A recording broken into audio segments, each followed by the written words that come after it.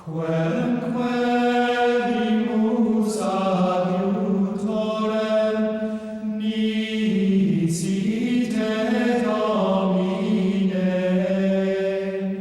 qui pro peccatis. Good afternoon. My name is Ava Su, gan-wei, your local producer. And today we're going to do Remembering Priscilla.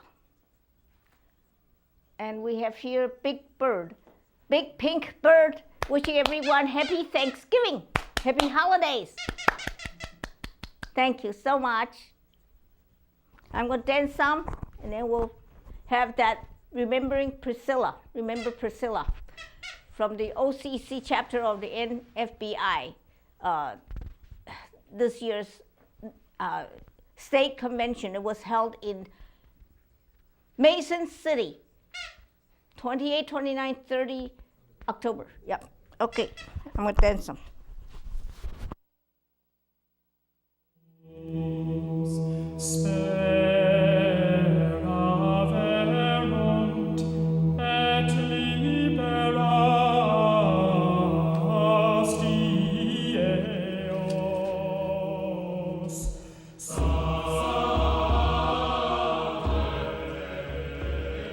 Prophet Living Good reading for Ava Su. Priscilla McKinley of Iowa City and formerly of St. Ansgar died on Sunday, December 12th at her home in Iowa City. Priscilla Leigh McKinley was born on August 10th, 1961 in Osage, Iowa, the youngest child of the late Philip and Phyllis McKinley. She grew up in St. Ansgar, graduating from St. Ansgar High School in 1979. Despite losing her eyesight at age 22 due to complications of diabetes and suffering serious health problems for many years, Priscilla lived an exceptionally full life and was an inspiration to many others as a successful, confident, and competent blind person. She earned her BA degree in English at the University of Iowa in 1993, followed by a Master of Fine Arts degree with honors in nonfiction writing in 1998, and her PhD degree in Language, Literacy, and Culture in 2006. Her doctoral dissertation, Literacy in the Lives of the Blind, investigated how literacy practices of the blind have been influenced by technology and sponsors of literacy, including parents, teachers, and rehabilitation professionals. As a strong advocate for making computing technology more accessible and of exploiting that technology to improve the lives of vision-impaired people, Priscilla's pioneering approaches gained the attention of the popular press, and she was featured in an article in the New York Times and on the CBS Evening News. Priscilla won numerous scholarships and awards, including a 1996 Federation of the Blind Scholarship and a 1998 NFB 10 Broke Fellowship. As a graduate student and instructor at the University of Iowa, Priscilla taught many writing courses and was an engaging and beloved teacher. In the year 2000, based on nominations by her current and former students, she was named Blind Educator of the Year by the National Federation of the Blind.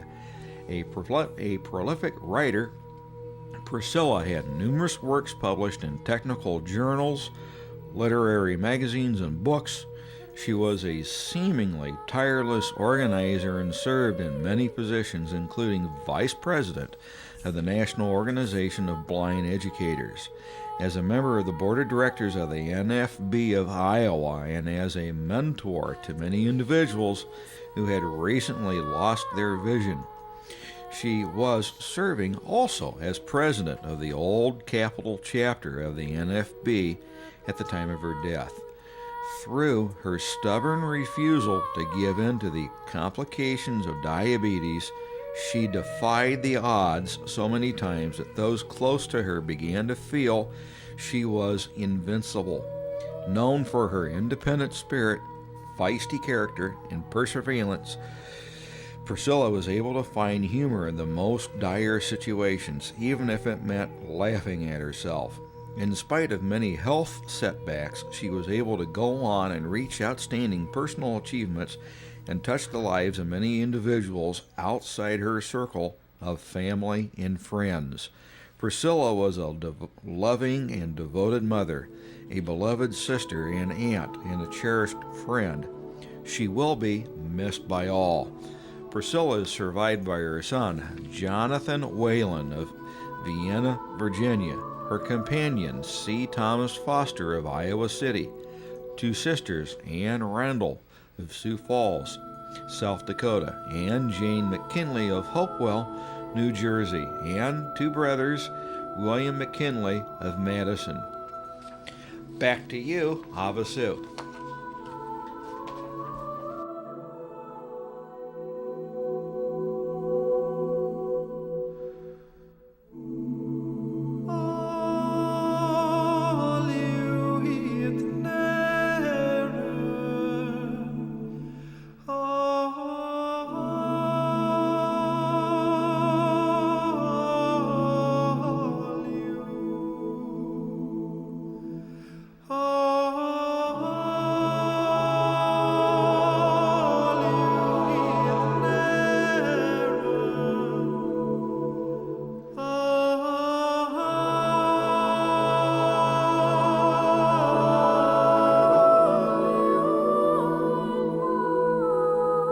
From the breeze on the mountain to the lake of deep blue, from the waterfall down to the sea, never changing or ending on the voice of the wind. Sing the dark song of Erin to me.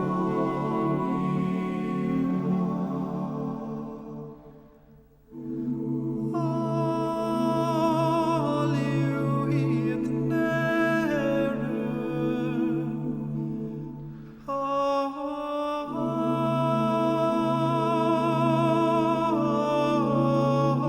you.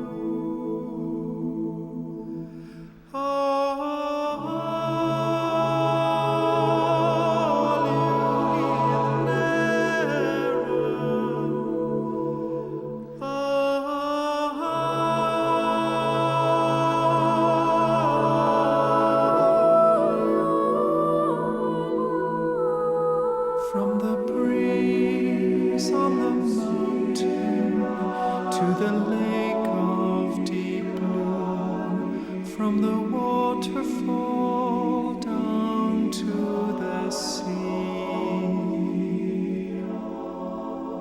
never changing or ending on the voice of the wind. Sing the dark song of Erin to me.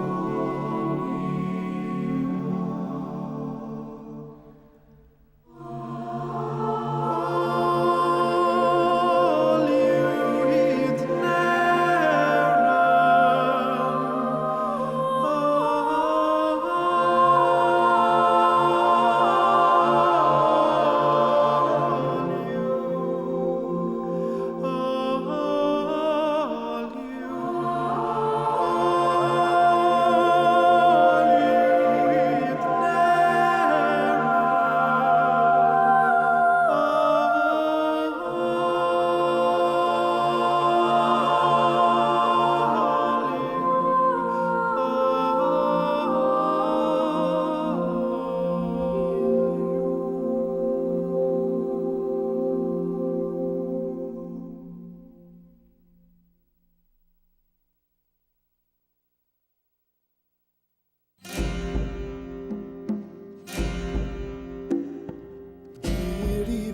Shalga lenga mis farba fira diri vasle shalga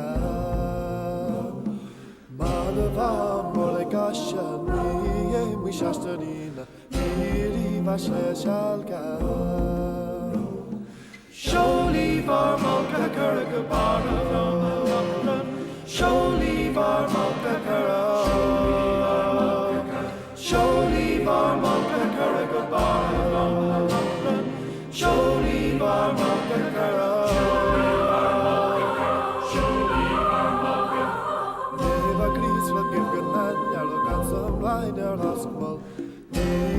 vasle shalga Madava more gasha Ye mi shastarina Diri vasle shalga Sholi var makka karaga bada Sholi var makka karaga Sholi var makka karaga bada Sholi var makka karaga Sholi var makka karaga Sholi var makka karaga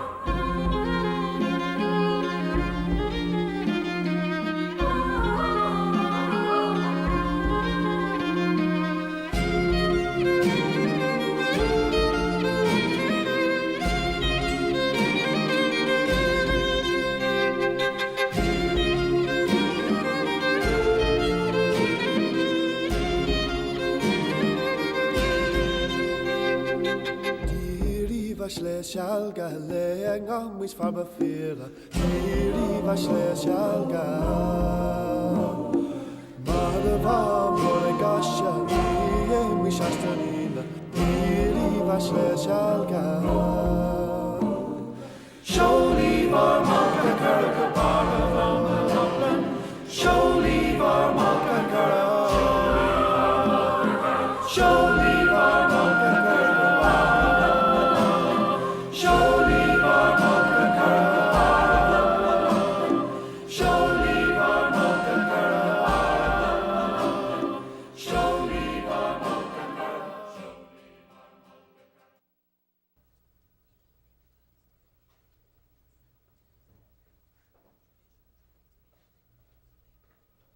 Okay, just have to go and get the, yep. Remaining 21 minutes. Is that it? I'll roll the credits off the end of this then. Just get that, the other stuff, yep. That thing has to be totally fixed up. And it was all right before, I don't know what's going on. So, there. Okay. Everything's out of there? Okay. Thank you so much. Uh-huh. Need the help out.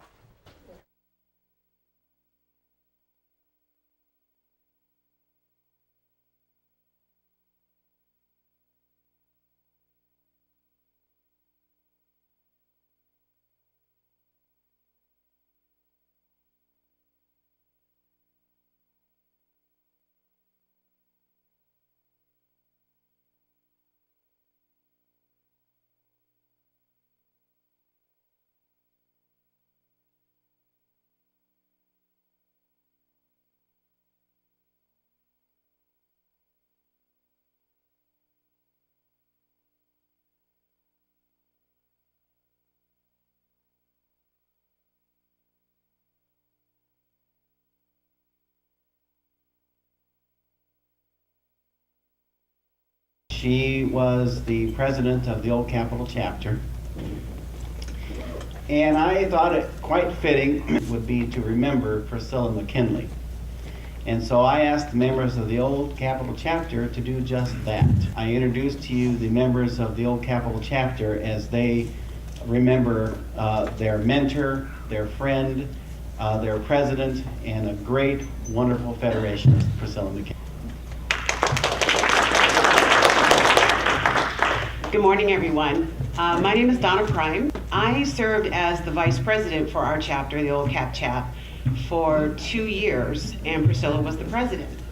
She had a wonderful idea of having a great Christmas party, and we did. Unfortunately, the next day, we found out that she had passed away, which kind of catapulted me into the presidency. We had a special election, and I was voted in. In typical Priscilla style, we got back on it, proceeded with the chapter, just like Priscilla would have wanted us to. So we're here today to share some stories and some memories with you. Our first speaker is Michael Baxter and Minister Duncan. We're going to tell a story about Priscilla, how her determination. It was her birthday 2 or 3 years ago in August, and she was in the hospital during that time. We went to see her, and we took a cake for her and what she wanted, like something lemon lime something. Anyhow, and it was supper time, and the kitchen person had brought her supper, and she was very firm to ask them, saying about, well, I ordered macaroni and cheese, and the person, the dietary says, oh, well, I'll go check on that. And then she came back and she said, oh, you can't have macaroni and cheese because of the count for the carb and the fat and all that good stuff. And she said, it doesn't matter, I would like my macaroni cheese. She said, oh, I'll go check. And she left and came back with the head kitchen person. And the head kitchen person said, no, we can't do anything about that. It's just, you're diabetic and la la la. She went on, and that Priscilla said, I want my macaroni cheese. And then she went and got, they got the dietary person, the nurse who does the count and all that, and she came and went on talking to Priscilla about how there is, how much fat you have today and how much carb and how much all that good sugar and all this, and Priscilla was trying to figure it out with her, and she said, why don't you look this up and check on this and that, and then she goes, no, and then Priscilla again says, I want my macaroni, and they had to go, have to check with the doctor, the head nurse, and doctor on call. And it really went on. Doctor on vacation. Yeah, her doctor was on vacation. They have to check. It was like this critical thing. Lieutenant Governor, Surgeon General, and she got her macaroni and cheese. She said at the very end, the person, like the doctor were on call, came, and she goes, it's my birthday. Darn it, I want macaroni and cheese. The least thing I asked for, I'm here in the hospital, I want my macaroni and cheese. Finally, she got her macaroni and cheese. Go, Priscilla! Some of us are wearing t-shirts that say, once upon a time, there were 3 blind ladies and a duck. And there's a picture of Priscilla, Sar, and Donna, and we were in Iowa City, downtown, in the Ped Mall, very beautiful day, beautiful park. We were watching, Donna had just performed a flash mob dance, and it was on TV. And so the 3 ladies were on the bench, I was on the next bench. The story starts like this. Priscilla says, I love nature. Well, and at that point, I turned around to talk to somebody or something. We heard a quack or a squeak. And I said, there is some birds around. Priscilla said, I'm not sure if I love birds. They get in my hair. And I said, you mean they poop on you? He said, I don't like birds at all, and I think there's some birds very close to us. Donna said. Again, I move and we hear a quack. And Priscilla says, I hear a duck. And I said, that duck is really close. It's right here behind us. And I turned back and I heard the quack louder. And I said, she's gonna get in my hair. And at that point, we're looking around and we're hearing more quacking as we're moving. I'm watching this whole thing, and these 3 ladies are really getting in their concern over this duck. And finally, Donna says, I'm going to find out. I'm not sure there is a duck, but I'm going to find out. Okay. Yeah. And so she's starting to move, to get up, and Intisar has a plan. She says, Michael, get my cane, hit that duck. Oh, and then Priscilla said, so I think I have this right. Priscilla said, yeah, get the duck. And I was like, kill the duck. I said, I'm gonna get up and I'm gonna see if there's a duck. So I get up and the bench squeaks again. There's no duck, it's the bench. The ladies are completely disheveled. And as I say, it was on TV, there's photographers. And so we're picturing, the next day in the news, right next to Donna's picture of dancing, which was on the front page. This headline, 3 blind ladies caught beating a duck to death with their canes. And then Priscilla said, "You see how much fun we have? Sighted people can't have this much fun." And then she said, "I love nature."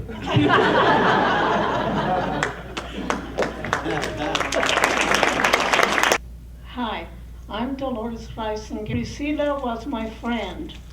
I met Priscilla years ago before she went to San Francisco, and she was president of that chapter.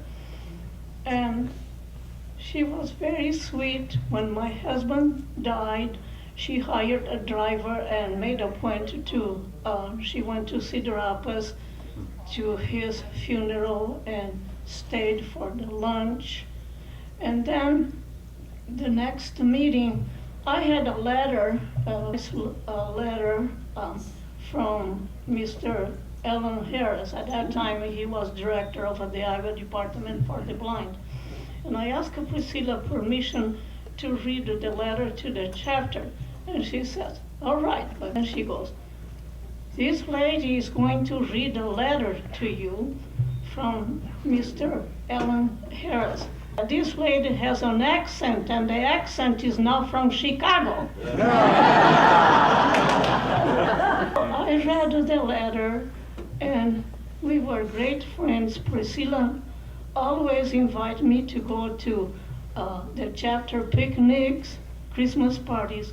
And last year, I got a call from Priscilla, and she said, "Can you come to our Christmas party? It's going to be a lot of fun."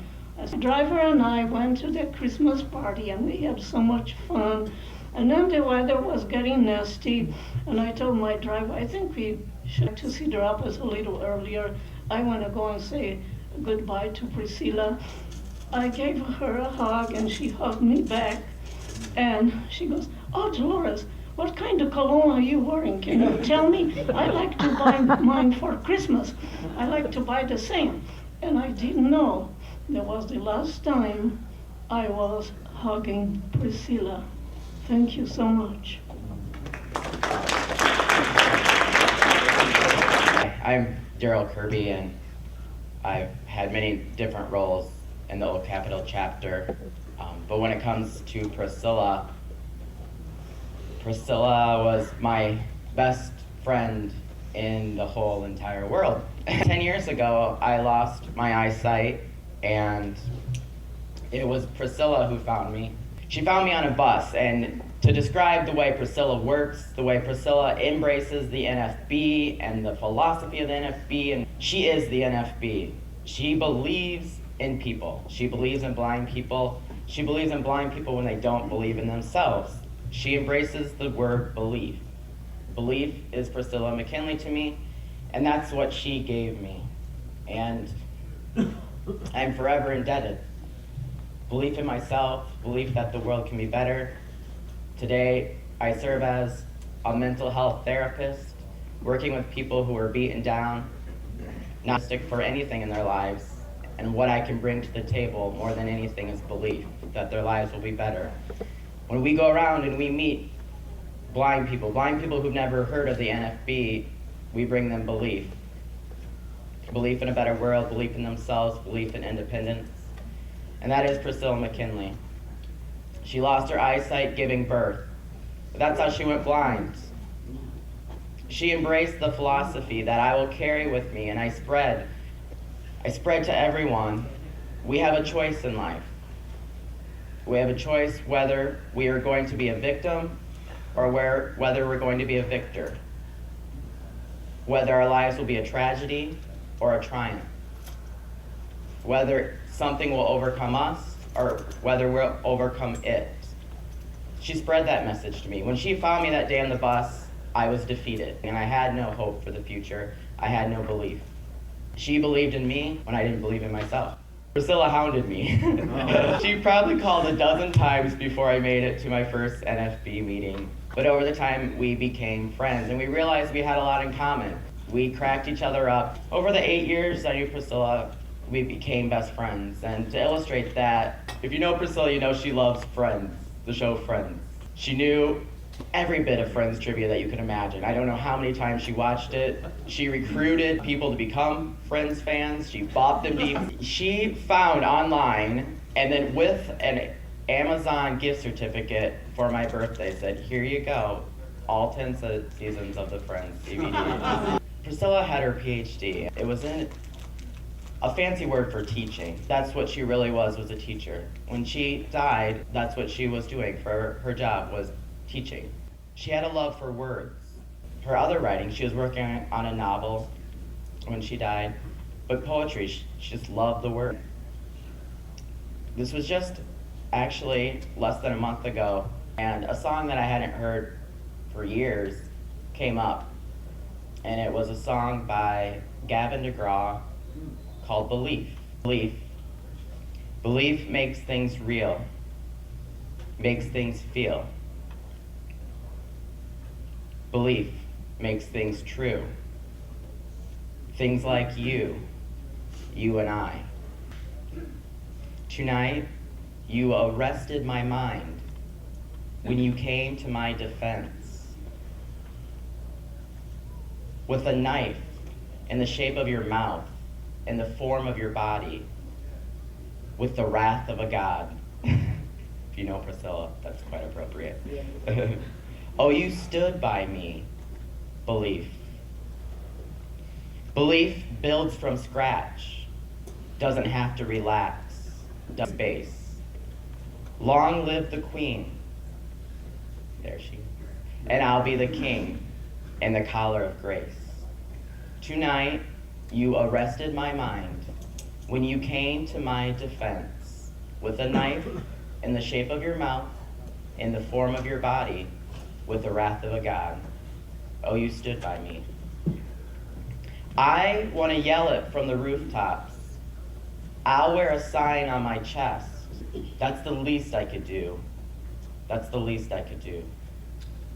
Tonight, you arrested my mind when you came to my defense with a knife in the shape of your mouth, in the form of your body, with the wrath of a god.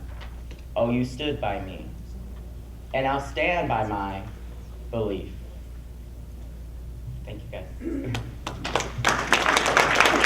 Her vocational rehabilitation counselor with the Iowa Department for the... And shortly after I started working with her as her counselor, she attended her first NFB convention. I think it was out in Anaheim. And she had gone out there with her then 10-year-old son, John. The convention was just a huge revelation for her. It was her first real exposure to the NFB. She loved it. John also had his own reactions to this. He was sighted. And after being there for a little while, he said, Mom, can I get a cane? I feel totally out of place here. A few years later, I think it was 1998, we had our state convention in Sioux City. And this is one of, Priscilla was sort of like the cat who had 9 lives. She was on the brink of death many, many times. She outlived 2 kidneys and who knows what all else. But that year that we had the convention in Sioux City, I think it was the week before that happened, she fell down a manhole. And just barely missing high voltage wires that could have killed her instantly. She broke a leg and an arm and was in the hospital. That was back in Iowa City, of course. To our total surprise, not our amazement because we knew her already enough, she showed up at the convention. Oh. Wow. All patched up, but she was there. And that was just a sign of her determination, and she was not going to let little things like blindness and broken arms and legs and stuff like that get in her way of enjoying and participating fully in life. Thank you. Brent, I've known Priscilla, I knew her for 8 years, so I guess it would have been about 9. I'm friends with Daryl, so that's how I met her. I'm sighted. I'm also a therapist at the University of Iowa Hospitals and Clinics with Daryl. And one thing we do is we teach people about cognitive behavioral therapy and learning these skills and then helping people apply it to their lives. Skill development. When I look back on Priscilla, I realized she had the skills and the knowledge, and she learned so much from the NFB, but she applied it to that level, to her life. It wasn't just lip service for her.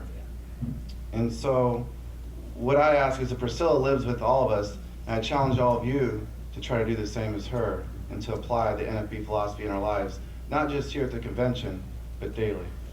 Thanks. This is Michael. Again, I'd like to read something Priscilla wrote in 1999 when she was a student. And I'd like to just start by saying that Priscilla, in addition to everything else, really put a high premium on spending time with the people she loved. She'd call us Sunday night, Tuesday morning, anytime that she had the time, she would want to be with the ones that she cared about. So this is the top 10 advantages of dating sighted and blind by Priscilla Manhole McKinley. Dating a sighted person means you have a sighted guide when some idiot smashes into you and breaks your cane on the way to class. But dating a blind person means you have a spare cane when some idiot smashes into you and breaks your cane on your way to class. Number 9, dating a sighted person means you have someone to keep you from kissing a nose instead of the lips. But dating a blind person means you don't care if you give or get in the nose instead of the lips. Number 8, dating a sighted person means you can take drives in the country on weekends.